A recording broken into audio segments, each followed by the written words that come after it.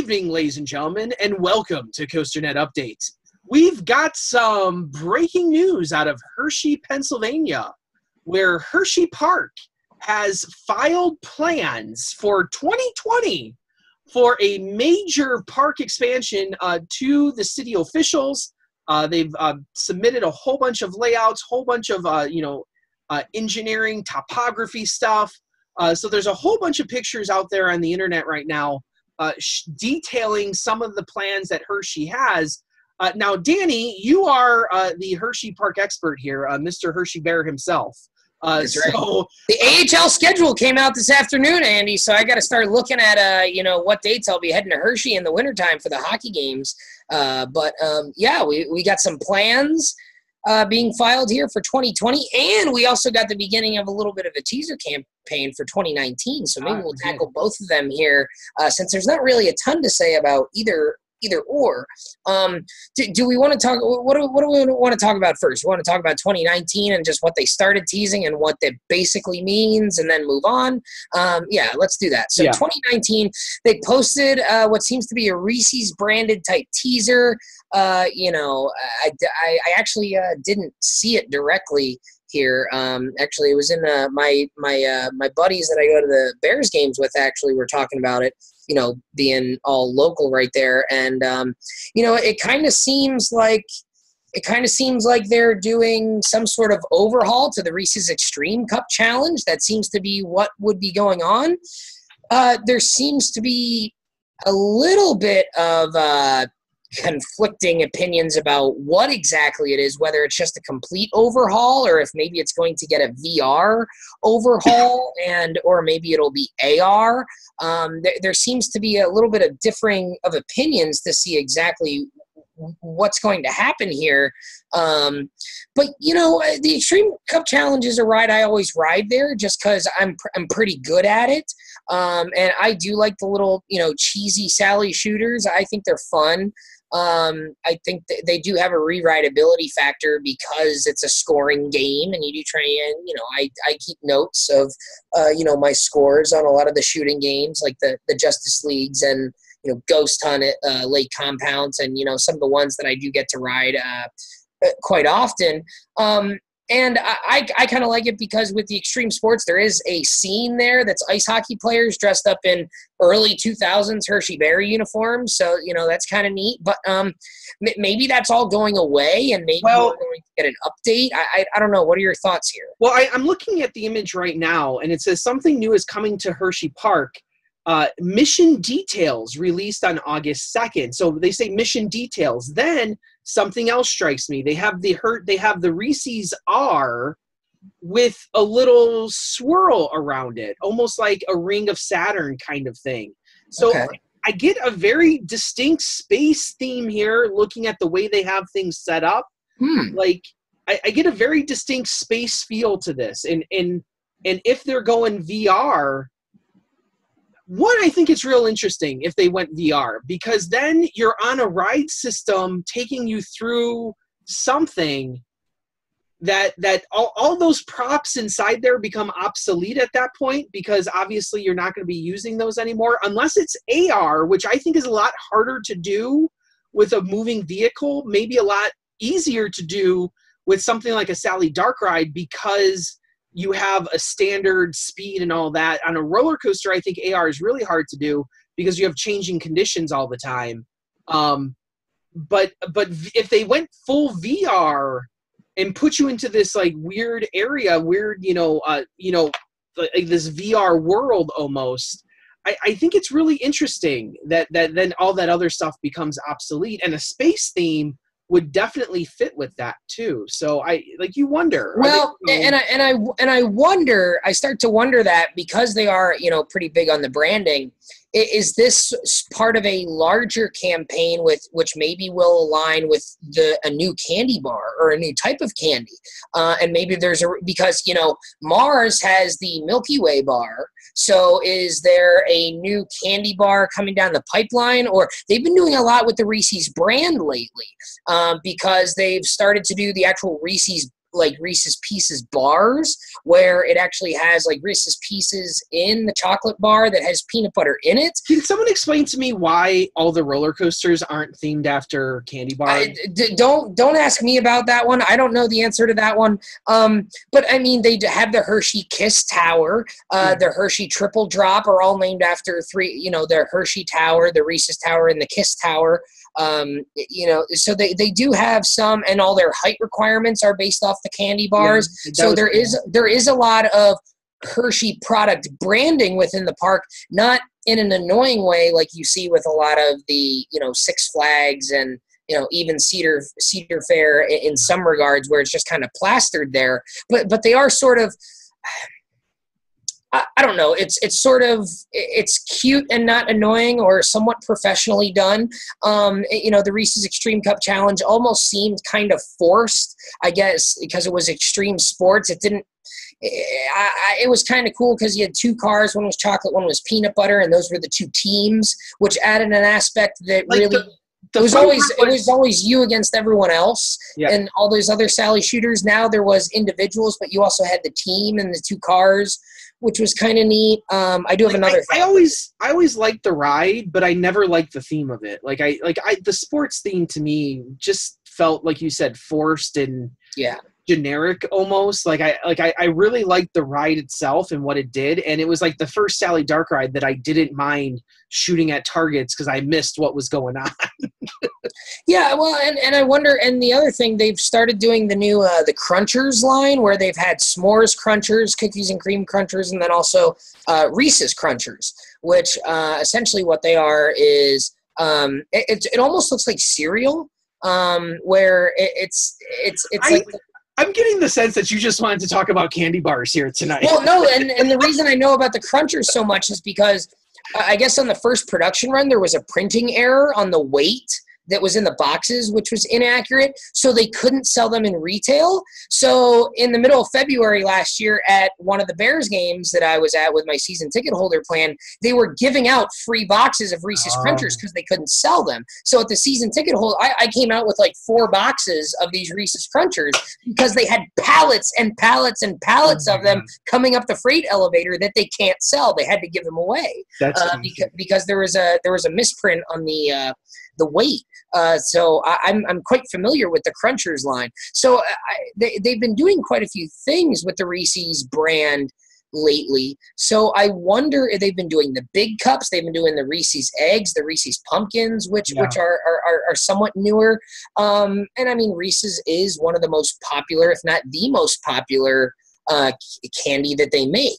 So I'd be curious to see maybe if this is a little bit of a cross promotion with a new planned Reese's product, and maybe it's going to have a space type name, like maybe it's going to be called the Galaxy or like the Saturn bar or something. And I also get the sense that, so moving into the 2020 stuff a little bit here, that they are moving the entrance of Hersheypark closer to Chocolate World. Yes. And I wonder if they're going to, so Chocolate World, you have that, that galaxy type theme there almost, and like the world, but now they're going to move it into space and have the Reese's universe, or I don't know. Like, I just feel that there is some tie there, I think. Yeah, I think there very well could be. And Hershey's always been good about cross-promoting Chocolate World and Hersheypark. Chocolate World is free admission. It's across the street. It's a tradition of mine, pretty much once every 2 or 3 months, whether I'm going to the theme park or going to a hockey game, I always go over to Chocolate World and, stock up on my candy for a couple months, so I've got, quite a few different types of candy in my fridge. But like you said, leading into the 2020 stuff, and the Reese's thing seems like it would be a lower budget thing, whether it's VR or if it is an overhaul. It's not a brand spanking new attraction. Yeah. So it seems like maybe they're a little bit on the conservative side. I mean, they put in the water coaster and the racer slide for the water park this year, which isn't a ton of money. They did the S&S Towers, which is nice, but not a major investment. So they've done some medium to small size things the last couple of years. And I think that is in preparation for a big expansion, which is coming in 2020, which is going to involve stretching over towards where the old golf course was, which if you have been to Hersheypark, it's kind of across the street from the main entrance way there where the lighthouse is. They'll be expanding over there. That will, in theory, become part of the park, and the entrance will be brought out past the two-door plaza streets there, which there's a restaurant, there's a couple of gift shops there. That would all become part of inside the park, and the entrance would come out to where the pickup drop-off circle is there for the trolleys and trams. So you would have Chocolate World, and then the main entrance to Hersheypark would be in that more spread out area out front, which I always said they needed, because getting into Hersheypark, especially on a busy Saturday, the lines get quite long because it does go from a very wide area down out by the tram circle to a very narrow area where the gate is, and then it opens back up again once you get up to the carousel. So there is sort of a bottleneck situation there, which they have said for years that they wanted to fix. And the easy fix to that is to bring it out farther, and then you have that tram circle. The only issue I see there is now people getting to the park early. Chocolate World typically opens an hour before the park.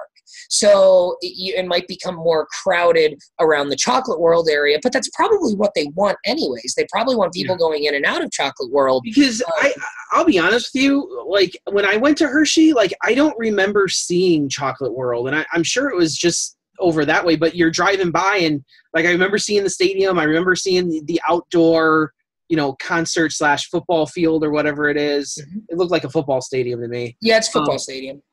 Used for an outdoor hockey game twice.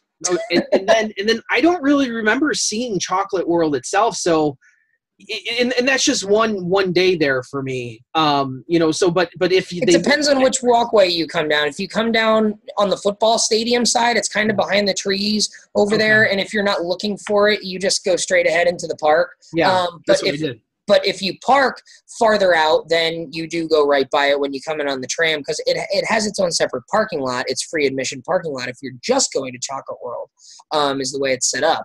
But I think this is a good move in terms of throughput, getting people into the park, and there's big talks about a roller coaster in 2020, which, they're kind of due for. 2012, you got Sky Rush. The Coco Cruiser was shortly after. And then Laugh Track, I think, was 2015. Was 2015, I think Laugh Track was. But, I mean, Laugh Track, smaller sized ride. Like we said, the Triple Drop, the water park. It's been a while since we've had a big major headlining attraction here, really since Sky Rush, I think. So at that point, that's going to be 8 years. What type of roller coaster would be a best fit? I think personally another B&M, because that park could use more capacity. There's a lot of low capacity rides in terms of Storm Runner, Fahrenheit, low capacity. Wild Mouse is low capacity. Sky Rush is okay. Super Duper Looper is okay. Great Bear's pretty good. Sidewinder, no good. It's a Vekoma Boomerang. Their rides are on the shorter side. It would be cool to see. Sky Rush isn't that long, and it's the longest ride in the park. So it would be nice to see something maybe like B&M Wing Coaster, I think would be really nice. I think that would fit the collection rather well. I had heard some rumors way back when of maybe an RMC T-Rex. I don't know. Being at the RMC factory last week when we went up to Silverwood, there was what appeared to be green T-Rex track, just one piece, and it was quite a bit far away. It was not Raptor track. It was larger than Raptor track. I don't know if it was T-Rex or if maybe it was Skywarp track.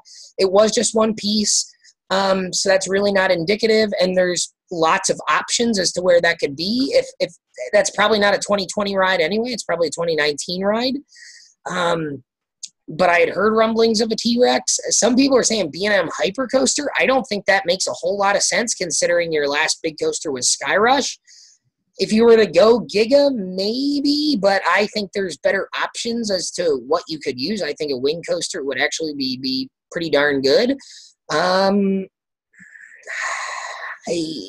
got nothing. I think there's a lot of options. I don't think there's one that jumps out immediately that says that's what that park's missing. They've got a couple of looping coasters. They've got a launch coaster. They've got plenty of wood coasters. They've got the racing coaster. They've got an inverted coaster. You've got your hyper coaster. So you can maybe make an argument that a Giga coaster is a need. I think a wing coaster would maybe be better in terms of just rounding out the collection. Another signature looping coaster I think would be nice. Really, since Fahrenheit 2008, they really haven't had one. They've got the family coasters for sure with Trailblazer, Laugh Track, even the Wild Mouse. I mean, those are good family type coasters. So I think you need a high thrill signature looping coaster, sort of an update. I mean, 10 years since Fahrenheit. So I think that would be a good move. Yeah, I don't think that's – I think, like you said, for all those reasons, another B&M would be a nice fit. The RMC T-Rex, I don't know. If you're only going to do that at a hyper level, how similar is that to Skyrush? Skyrush is a fantastic roller coaster, and you don't want to run into the thing of, like, people saying, well, how is this different than Skyrush? And I feel a lot of what RMC does kind of – I think a flying coaster even would actually be pretty cool. Do a custom flying coaster. We haven't seen one of those in, quite some time. Is Manta the last custom flying coaster we've seen? Well, in the US, not for a while. Something like Flying Dino, because somebody pointed out that you can kind of see footers on some of these images, and it's kind of looks like it's real long. It's like almost like an out and back, and something like Flying Dino I think would be outstanding here in America. That ride looks fantastic. Yeah, I think a ride like that, it would be different. I mean, you can't make the argument that a flying coaster and an inverted coaster are too similar, because every park that has a flying coaster, for the most part, has an inverted coaster. SeaWorld obviously doesn't, but I mean, you look at Magic Mountain and all the Six Flags parks. You look at, Alton Towers with Galactica has Nemesis. So there is, you would get capacity out of that, especially if you had a dual load station. You could have 3 trains on it. How about a launch flying coaster? I know they already have Storm Runner. A launch flying coaster. I mean, I wouldn't be opposed to a launch, but I think you need to change it up in some other way. If you did a launch wing coaster, I think that would be fine. But again, if you're looking for capacity, you're probably going to have a shorter train if you do a launch. So I think a flying coaster would actually be pretty cool. Flying coaster or wing coaster, I think, would be my bet if I was a betting man. I'm not when it comes to stuff like this. That there's not really stuff out yet, obviously, but some people have been saying maybe a Mack launch coaster, and it's like, well, you got Storm Runner, so I don't.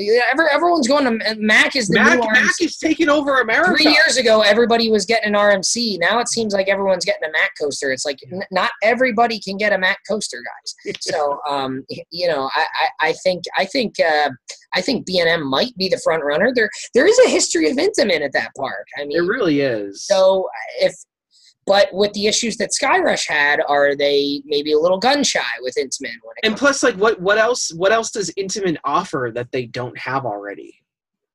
I don't know. I mean, and to that point, I didn't think about this, but they really hyped up those winged seats on Skyrush. So is maybe a wing coaster too similar to that? I didn't even think of that. So maybe now that I think about that, maybe flying coaster I think is the better choice because of the way you should become a betting man. Who knows? Maybe I should. I don't think they're going to bring back Turbulence for you folks who know about that. I did see somewhere that a park was going to get something like that. I did not see that at all. I thought I heard that somewhere. It wasn't anywhere around here. I thought it was overseas somewhere. But I don't think they're going to bring back something like that. But, I mean, who knows? Well, we have a whole year to think about it. It's a tilt coaster, Andy. Oh, Jesus, here we go. So as always, we will keep you updated here on everything going on at Hersheypark. Hopefully we get some more teasers for whatever this Reese's thing is. Then obviously we'll have a full calendar year to talk about the 2020 expansion. Yeah. Pretty big for the park. So as always, I am Andy Robarchak from Chicago, Illinois. And I'm Danny Miller from Binghamton, New York. Right on, Ride Warriors. See you guys.